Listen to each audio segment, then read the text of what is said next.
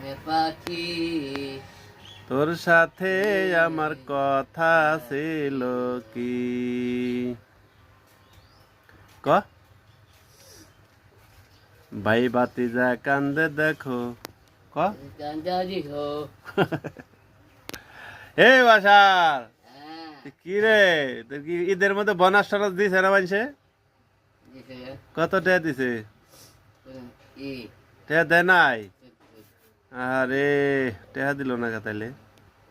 মোবাইলে একটু কথা কও রাগ করো মোবাইল কথা কে রাগ করো